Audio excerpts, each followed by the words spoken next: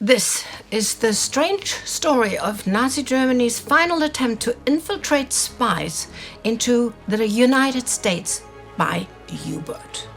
When Germany is being pushed back on all fronts, they decide to send 2 spies by submarine to America in a daring or perhaps desperate attempt to stop the Allied wonder weapon, the atomic bomb.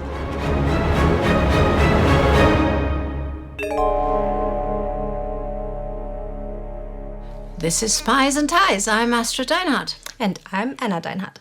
Hello, darlings. In the autumn of 1944, Agent 146 is sitting in the office of the German Security Service, SD Department 6. His deputy chief is nervously walking back and forth in the room. German intelligence has uncovered some terrifying information. The Allies have managed to do what the Germans have failed to do, make an atomic bomb, and they have plans to drop it on several German cities. To stop this is of utmost importance. A direct order from Ribbentrop, geheime Kommandosache, the Manhattan Project has to be stopped. And we don't have anyone else who speaks English as well as you do. Agent 146/2, Mr. William Billy Colpaw, will assist you. He's a good German and believes in the final victory. Here are a few addresses of people through whom you can get involved in the Manhattan Project. You can use the entire Navy and the rest of the Luftwaffe for the cause. But you have to go, or have you changed your mind? Agent 146 shakes his head. He has not. He has, though, just studied the Operation Pistorius files for hours, including the report that the American claimed to have found out about it from high German officials before the submarines even left, and paid for the info with coffee. It was via Switzerland. Major industrial targets in the United States that were critical to the ability to wage war were to be sabotaged. That was the order. That was the first operation to smuggle agents into USA by submarine, by the SD. 146 had looked at the photos of the 6 young men who were caught and ended up in the electric chair, with black masks on their faces as they died. And he had looked at a photo of their handler, George John Dash. And now Agent 146 Erich Gimpel has the order to lead the second SD mission via U-boat to America to change the world. Codename Operation Elster. It is clear to him that the war is lost. His brother was killed in Stalingrad. His best friend... Oh, hello, little kitty. Come here. Hello. Okay, go Okay, on. I'm just going to go on. His brother was killed in Stalingrad. His best friend had both of his legs shot off. His cousins were killed by a bomb. Every week, another friend was killed. Berlin is in ruins. People are starving, crying, freezing. He feels he has to accept his fate. The entire Department 6 knows about the geheime Kommandosache, the secret command matter. Gimpel is warned in secret, pitied and mocked, but he remains stubborn, like a defiant child, and despite all warnings, will leave aboard a submarine in Kiel Harbor and on New Year's Eve, that's what he wants, celebrate the start of 1945 in America. Or not at all. A few weeks ago, he was happily spying for the Reich from Spain, lying on the beach at the Mediterranean sun, going to parties, spying on the Allies with a glass of whiskey in his hand, watching glowing-eyed women flirting with him. Spy war with benefits. Yeah. 34-year-old Erich Gimpel is a German native born in Merseburg, some 100 kilometers away from Berlin. He studied high frequencies and transformers. In 1935, he decided to take up a job in Lima, Peru, where the German radio corporation Telefunken had their office. He received permission to travel from his military district and duly reported to the German legation in Lima. That later landed him his first chance to do a spying job. An attaché asked him to observe the ships coming in and out of the ports. In the summer of 1944, he receives a proposal from Reichssicherheitshauptamt RSHA Abteilung 6 to work as a spy either in Spain, Portugal, or Sweden. He chooses Spain. His technical knowledge helps to obtain the newest technological advances from public sources like reading magazines and going to libraries. Gimpel speaks perfect Spanish, so he does a few small career missions between Berlin and Madrid and translates Spanish magazines and newspapers dealing with aeronautics. When Gimpel is called to RSHA 6 for a further interview, an officer there starts pushing Gimpel for a spy job in the States. And the Foreign Intelligence Service see him a good fit for Ribbentrop's mission. After some hesitation, Gimpel agrees to take a training course and see where it would take him. So, Gimpel and Kolper meet for the first time in the spy school near The Hague. They enter a session of vigorous training, both physical, like riding motorcycles, and technical, like sending and receiving messages and handling explosives. Many instructors at the school are top-notch professional soldiers who took part in the 1943 Gran Sasso raid, the rescue of Benito Mussolini from prison in the Apennine Mountains. At the end of training, Gimpel has to take a final exam, gathering intelligence about the German garrison stationed in The Hague and radio it to Berlin without being caught. That he does successfully. At first, Gimpel is not at all enthusiastic. For his mission abroad, he has to work with someone like Kolper. Gimpel is already an experienced tech-savvy agent. Where it takes him 4 weeks to finish the course, Kolper takes 8 weeks.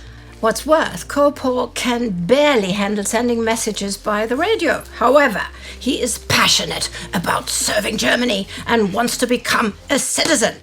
So, the two men agreed to work together. Gimpel will be the brains, the technician, and Kolper would be the face, the representative. Together, they undergo another set of brief training in photography, micro-production, and secret ink writing. Any material of interest will be sent as an encrypted message by radio, or photographed and turned into a microdot and sent to a cover address in a neutral country. The two agents watch their 2 duffel bags with extremely heavy locks being loaded into the submarine U-1230 Type 9C. The bags contain $60,000. That's $1,050,000 in 2024.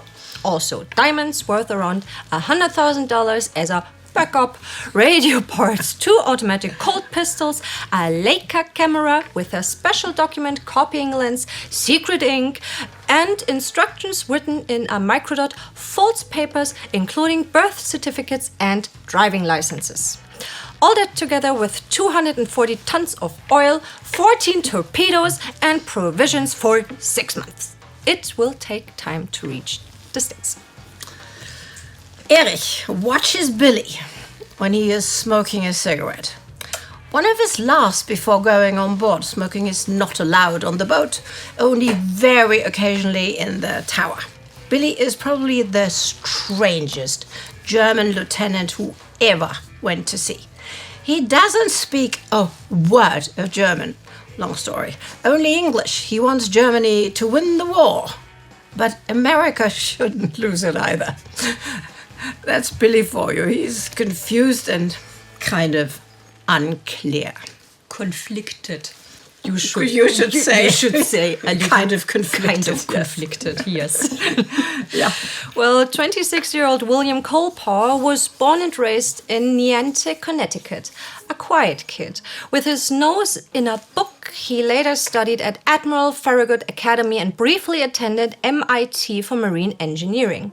His maternal grandparents came from Germany, and his family regularly listened to German propaganda radio stations, so William soon developed a fascination for the German Reich and their military. As Germany invaded Poland in 1939, he eagerly consumes all the information he could get on the progress of the invasion.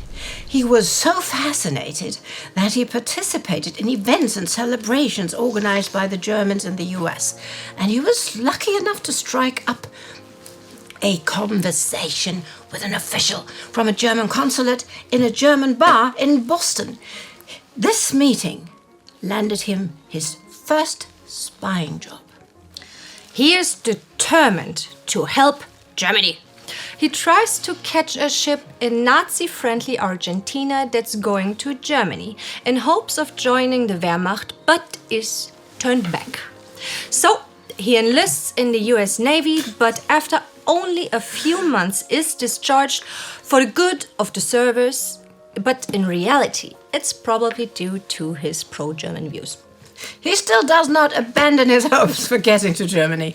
In January 1944, he joins the crew of a Swedish ship sailing to Portugal. In Lisbon, he goes directly to a German consul and declares that he wants to join the German army. A few days later, he's on his way actually to Germany, accompanied by a Gestapo agent. The SS gets interested in him. See, around the time Colpaw is heading for Germany, Joachim von Ribbentrop sets the plan in motion to send spies into the US. Walter Schellenberg, chief of SD Foreign Intelligence Service, sees some potential in Colpaw. He doesn't seem to be particularly reliable, though. Girls and booze. But he is an American through and through, has no foreign accent, and is familiar with all the specifics of the local culture. After a few months of thorough background checks and interviews, he is finally allowed to serve in the SD. He will betray you. The words of his girlfriend from the last evening in the Hotel Berlin before leaving for Kiel still ring in Erich Gimpel's ears. I won't see you again.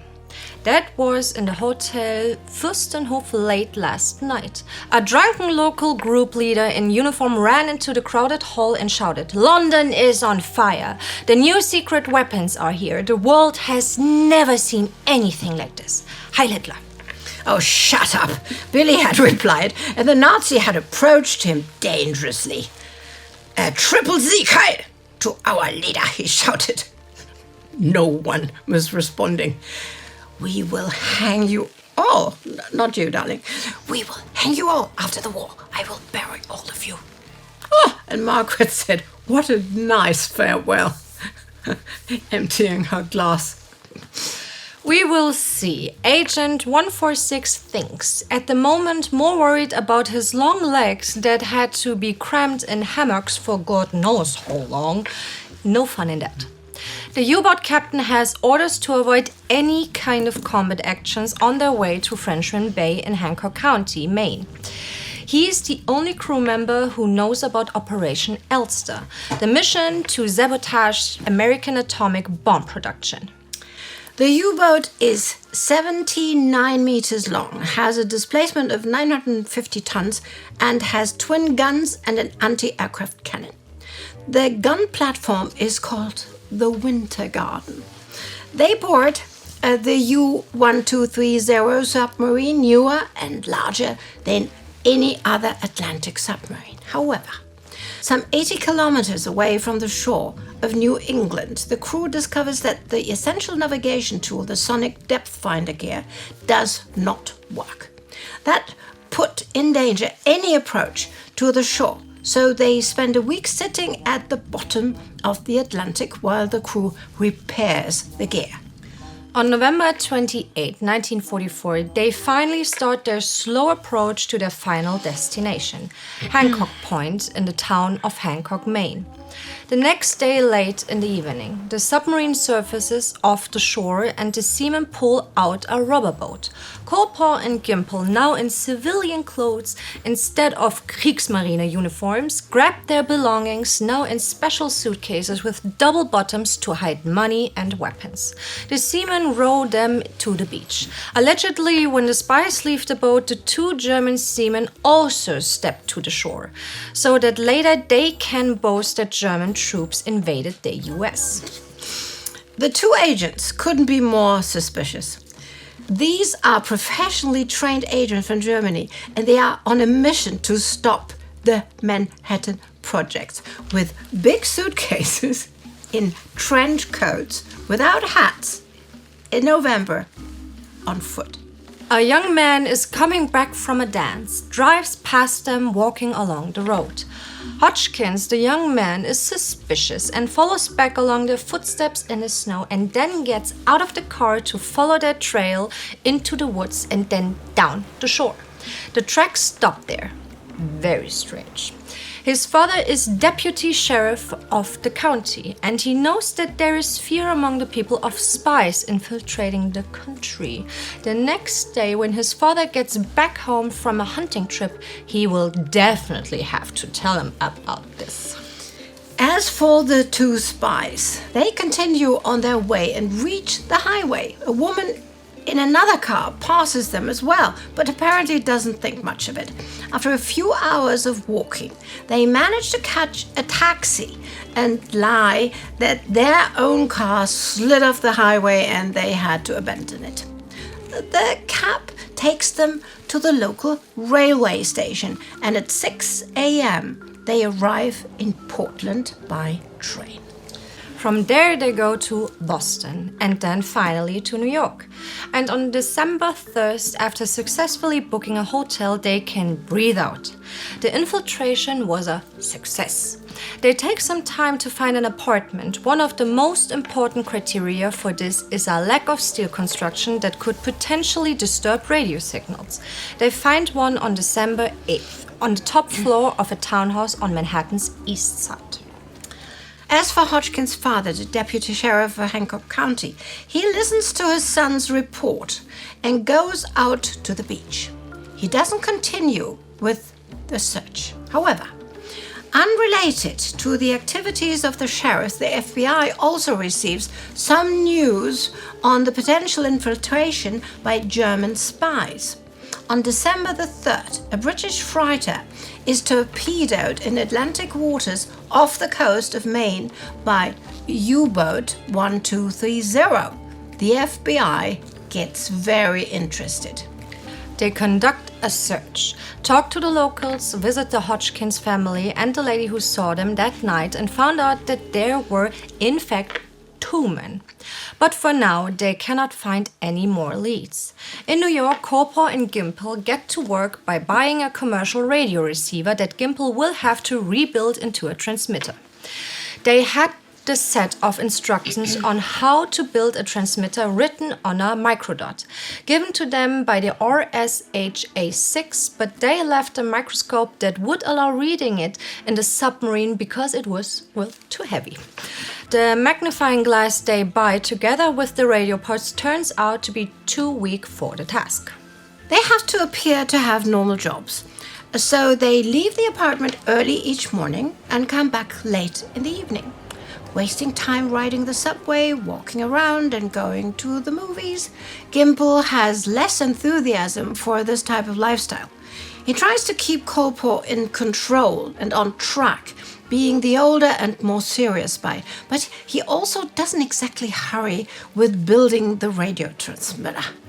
After a week of this life, Gimple suggested maybe they should divide the money and go separate ways, as he can carry on the mission by himself easily. That interests Colpaw. Going separate ways sounds like a great idea, but he wants to make sure he gets the best of it. Also, there's another thing bothering him. On December 16th, the Germans start a desperate push against the Allies, the Ardennes Offensive. On December the 21st, they visit Rockefeller Center to pick up new suits. The streets are full of cheerful people. The loudspeakers play Christmas carols and they go for Corpor's suit first. But then, as they approach the shop where Gimple has the fitting, Corpor suddenly says that it would be embarrassing to walk in there with a bag from the competitor. And after all, he'd rather watch the people on the skating ring and listen to the carols while his colleague finishes his business. As Gimple goes for his fitting, Corporal leaves the center and takes a cab to their apartment. There he takes his own suitcase and the one containing their cash, diamonds and weapons under the double bottom and Erich's stuff on top. Now, the key to that are with Gimple at all times, but he'll worry about that later. Storming out of the apartment, he takes a cab to the Grand Central Station and drops the bags at the luggage check room. Gimple soon realizes what is happening, and after not finding his colleague either at the skating ring or at the apartment where his suitcase is missing, he stops to think for a moment. See, he suspects that a young, opportunistic man like Corpo wouldn't want to leave New York right away.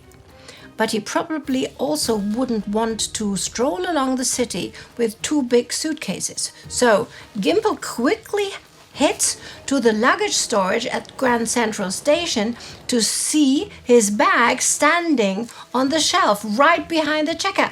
The case with the double bottom, money, diamond, and his own stuff.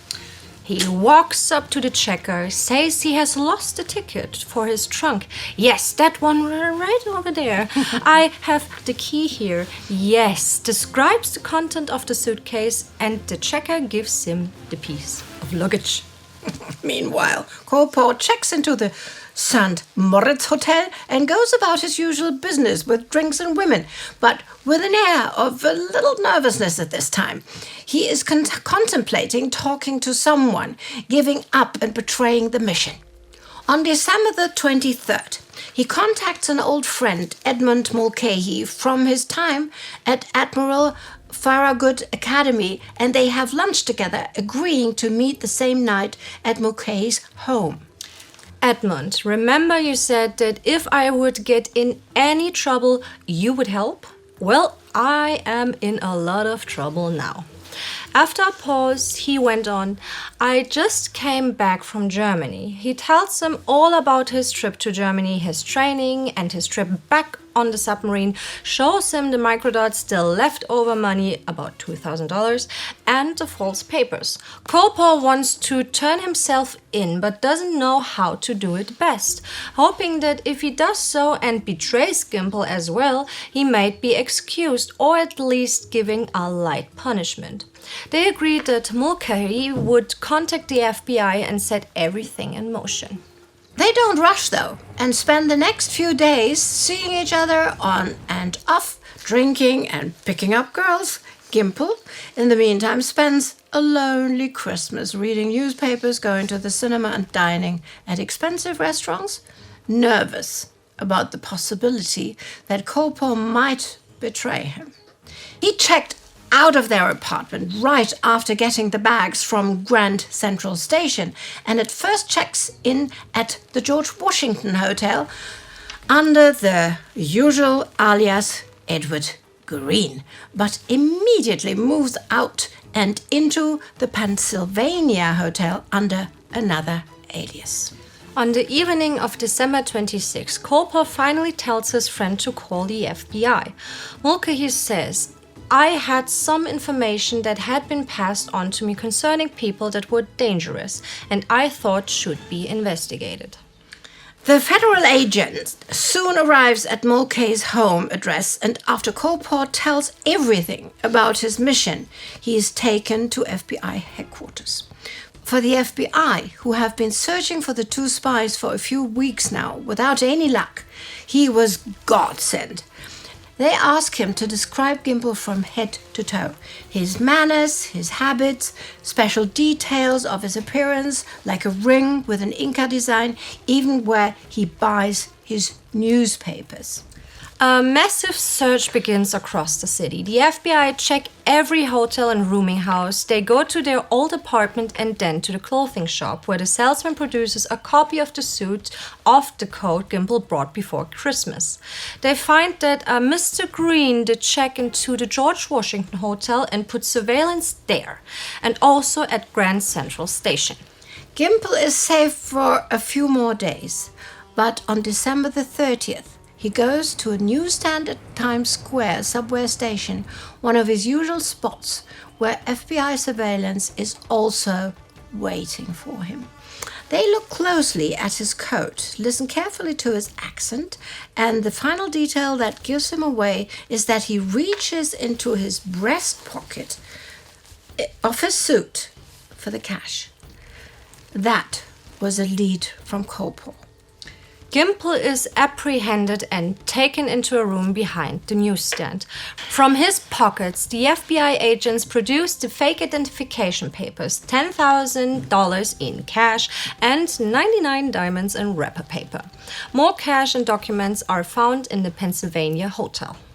Gimple and Corporal are questioned for a few weeks, and while Corporal is trying to be as cooperative as possible, hoping that he would soften his sentence, Gimple is vague and difficult, a professional spy who won't go down without a fight.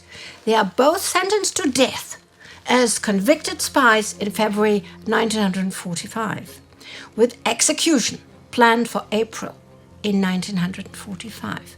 But a few days before the date of execution, President Roosevelt dies, and following the tradition of national mourning, the executions are put on hold. President Harry Truman commutes their sentence to life imprisonment. They will both later be paroled, Gimple in 1955 after serving time in Alcatraz, and Corporal in 1960. Corporal then moves to Pennsylvania and lives a peaceful life, participating in the community. Gimple first goes to West Germany, writes an autobiography, moves to South America, and dies at the grand old age of 100 years. Thanks to Erich Gimple, we were able to tell his story the way we did. Thus ended the final spasm of the German Secret Service in America. This time, it had cost the Nazis $60,000 in cash, the value of 99 diamonds, the time of a U-boat, the effort of spy masters in Berlin, Dresden, and The Hague, and the hopes of high commands officials of the 1,000-year Reich. There you go. We have made several videos about the Manhattan Project. Check out the playlist somewhere around here in any moment. It is the Time Ghost Army that enables us to tell all these fantastic stories. Join the Time Ghost Army at timeghost.tv or patreon.com. Like, subscribe, and pet the kitty. And ring that bell. And we will see you all next time, darlings. Bye.